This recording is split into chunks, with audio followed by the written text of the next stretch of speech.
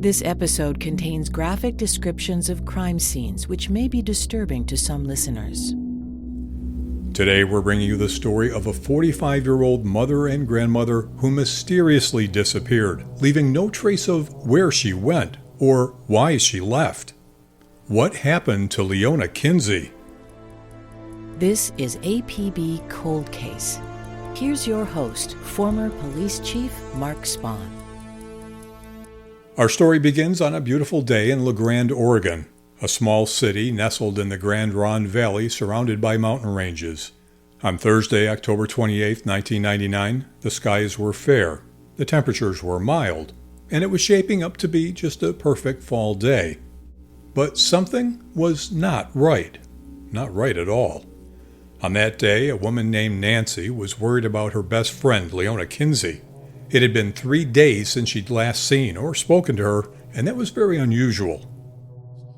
So this report came around in October 28th of 1999 when Leona's best friend listed her as a missing person with our agency.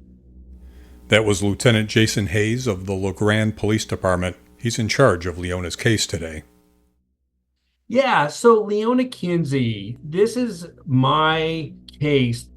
You know, normally in law enforcement, you don't take too many things personal. You deal with them from the standpoint of trying to find out the facts of the case, what is the truth of the case. This one is a loose end that I'm not comfortable with. I asked him about Leona's case. It's deserving of my best effort to the best of my resources and ability.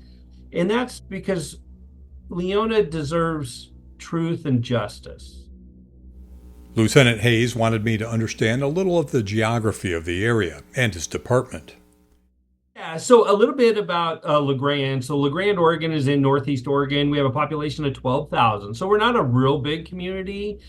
We do have a university here. So during the school year, it adds about 2,000 more kids to our population. And then our police force, we have 19 sworn, includes our patrol officers. And then right now when we're fully staffed, we have 3 detectives. At the time of this case, we only operated with 2 detectives at that time. Lieutenant Hayes is the most recent investigator on Leona's case, a case that's had its own challenges over the years between not having a crime scene, no evidence of a struggle, and no witnesses who could point them to a body. But he's not letting those obstacles stand in his way. This case deserves my time, even though it's 25 years later. But we had some difficulties with the case because, of course, one is just the circumstances of how she became missing. She really just vaporized without leaving us a breadcrumb trail. And what happened was her friend listed her missing, and then later her ex-boyfriend listed her as missing. And then her daughter also listed her as missing. So we had 3 people come forward saying something's not right. Leona's gone and there's something wrong with this. So who is Leona Kinsey? Well, at 5'3" and 110 pounds, Leona may have been small, but her daughter Carolyn says she was mighty. My mom was such a fighter. My mom had a really, kind of just a, don't tell me I can't. She was capable and she was confident in that way. She was funny.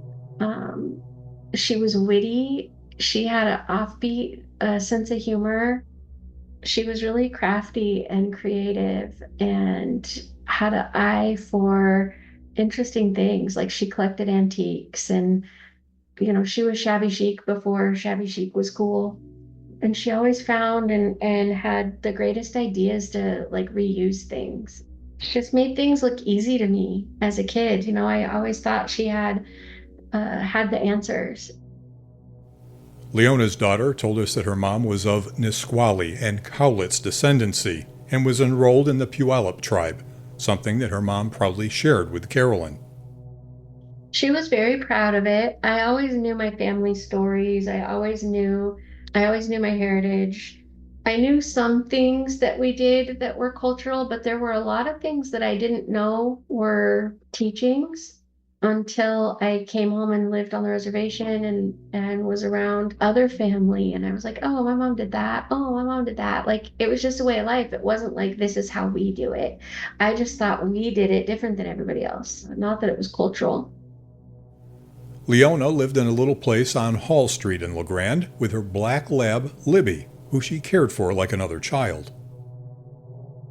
She had lived in her camper for quite a while, and she was always out in the mountains picking mushrooms and huckleberries and just camping. But she had rented a small single wide trailer, and she kept the camper there on the property, and that was still kind of her solace, you know? A lot of her more personal belongings were in the camper. And it was just in a quiet little neighborhood right by the school. So let's talk about the circumstances of her disappearance. As we said, it was just Leona and her dog Libby at home. Her daughter and 3 grandchildren lived about 5.5 hours away in Washington State. And since her daughter was a busy mom with young kids, the person Leona spoke with the most was her best friend Nancy. And the last time Nancy and Leona spoke was on Monday, October 25th, 1999. She told her friend that she was going to go meet a man named John at the Albertsons and that she would come over later. And she never came over. Albertsons was the local grocery store, and it was a half-mile away from Leona's house, about a 2-minute drive.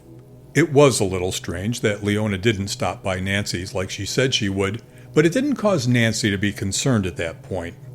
But as the hours ticked by, it wasn't long before she started to get worried that something was wrong, so she decided to go by the house. I was told that the dog was outside, and we were concerned that she was hurt in there. But there was no sign of Leona. That's when the LeGrand Police Department got involved. So this report came around in October 28th of 1999 when Leona's best friend listed her as a missing person with our agency. Nancy, her best friend, made the initial report and then encouraged me to call and make a report. And I was really hesitant, like I was afraid she was gonna be mad. But she made the report anyway, as did Leona's ex-boyfriend. Police went to the house. We searched the house, or the investigators at the time did. Nothing out of place. But what was odd about it is some of her belongings that she would never leave the house without were there, like her purse. Her car, an older tan GMC Jimmy, was gone too. So maybe she was just visiting a friend or off foraging up in the mountains. At first I was just listening to what people said, but her purse and everything were at home. And my mom couldn't see without her glasses. She couldn't watch TV without her glasses. She would not drive without her glasses. There's no way she would have gone anywhere for a period of time and left the dog outside. Or, questionable whether she would have even left the dog at home. Was foul play involved? Her best friend Nancy starts searching on her own. Where could Leona have gone? She said she was going to meet a man at Albertson, so that was naturally the first place that Nancy looked. And being a small town, they knew all of their local spots, and even the not local spots. Nancy searched everywhere, places my mom wouldn't go. A couple of days later is when she was driving by the Albertsons and seen my mom's car there. And that was really surprising and kind of a relief. We were excited. Oh God, this is over.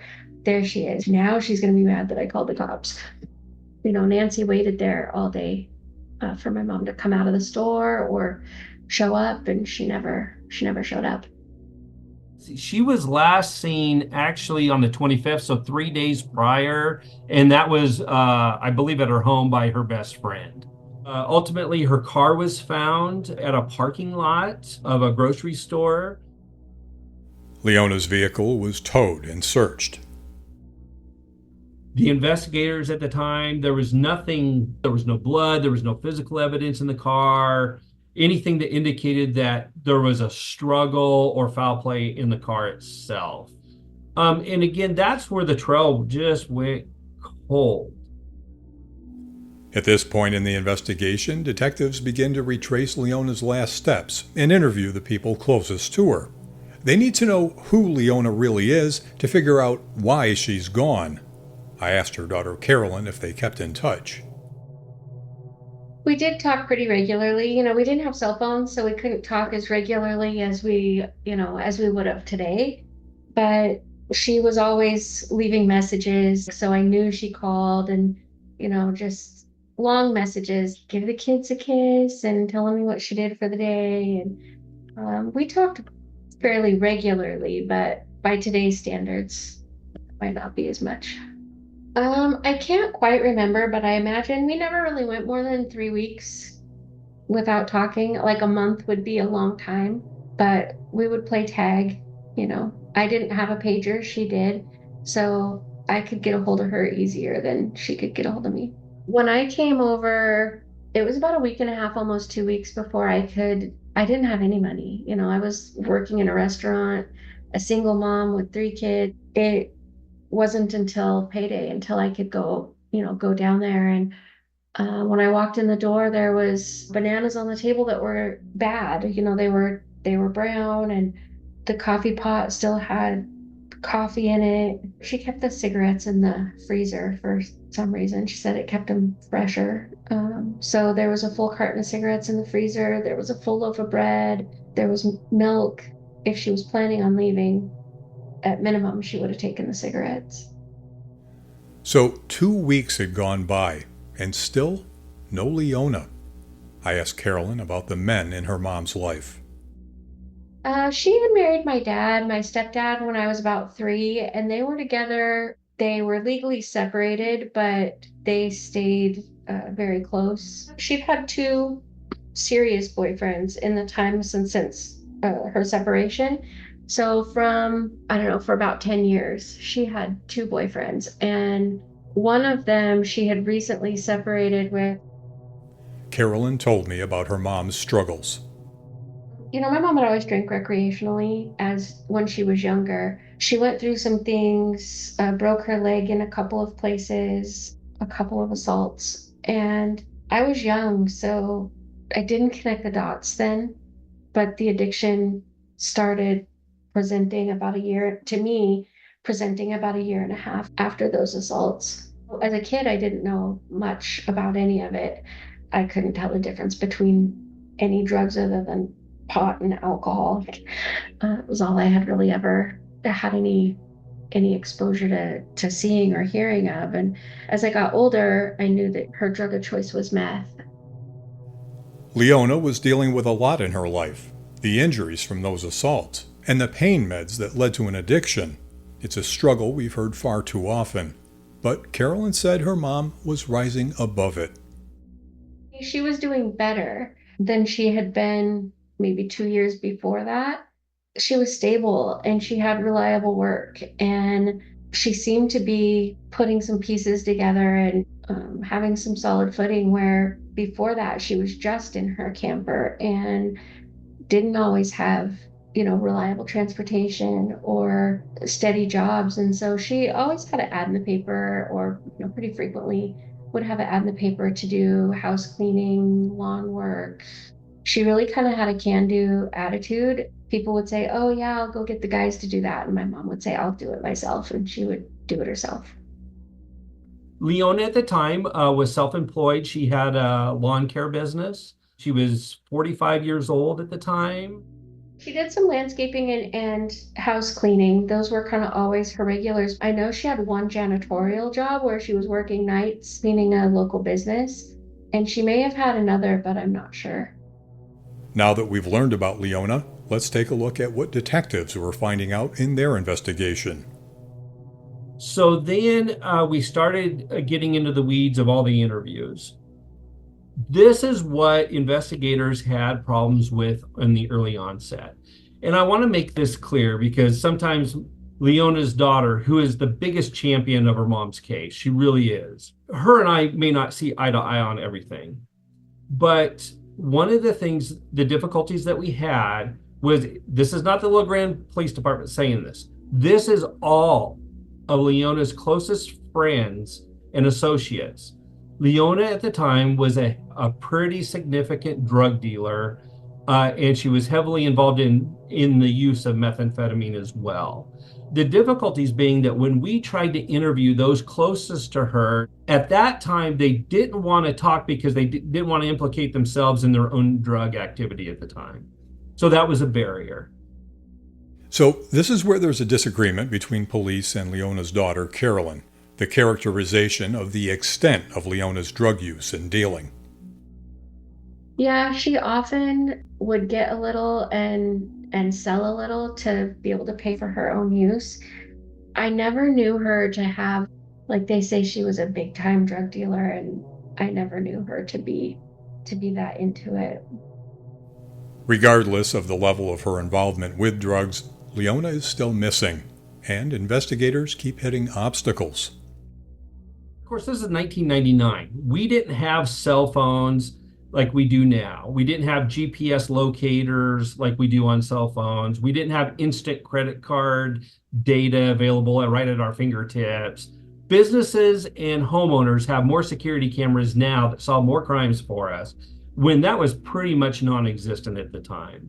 So then we didn't have physical evidence, so we had to base our investigation off testimonial evidence. And nobody was talking about this case. Nobody was giving us information. With the information they do have, I asked Lieutenant Hayes if he had any thoughts on what happened to Leona. What my theory is she got a phone call.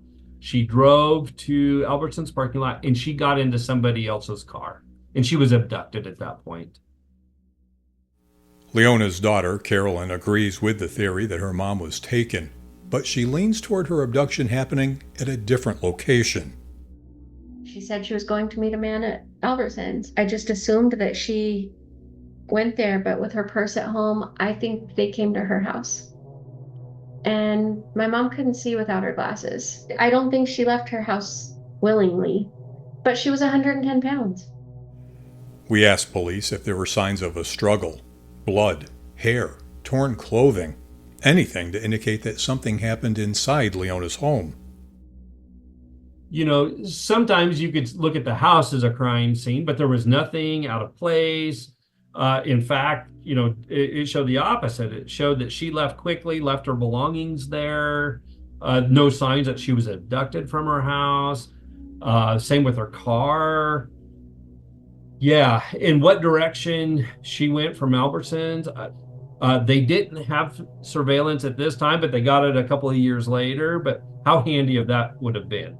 You know, there's a lot of things technology-wise that solve our cases now that just weren't available then that could have probably helped us on this particular case. One of the first areas where police look in these kinds of cases are the people closest to the missing person or the victim. Lieutenant Hayes told me they interviewed Leona's friend, the one who reported her missing. She cooperated with detectives and passed a polygraph. Police then took a look at the ex-boyfriend we'll call Ronnie. He was the most recent ex in her life, and he lived nearby.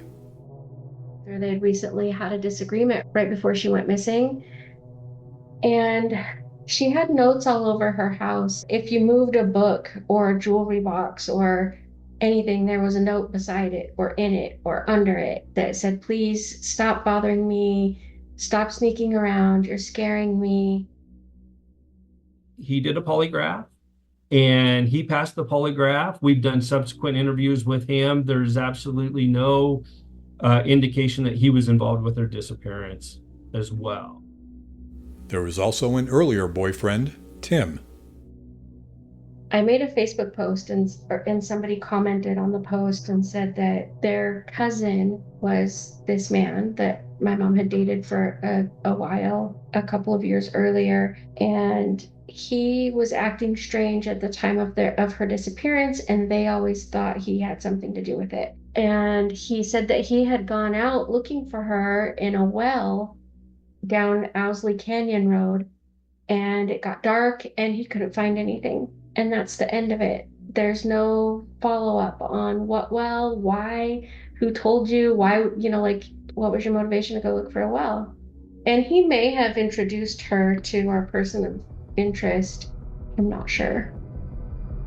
In the next episode of APB Cold Case, Nancy said that she went to meet a man named John, that my mom called him Mexican John. I looked at interviews, and one of her on and off boyfriends that she had at the time was a guy by the name of Juan Pina Lamas.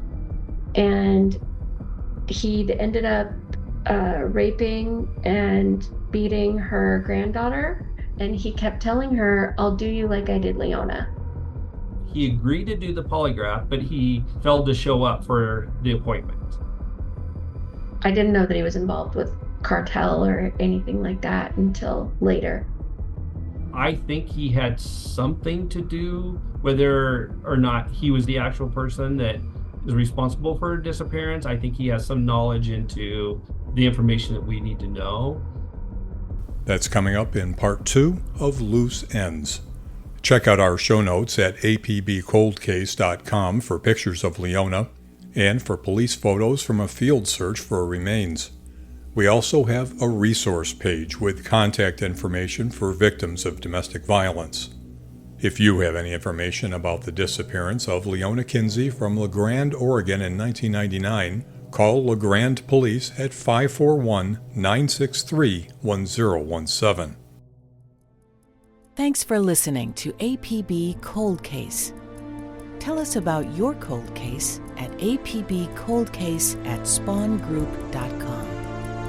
APB Cold Case is an original Spawn Group production.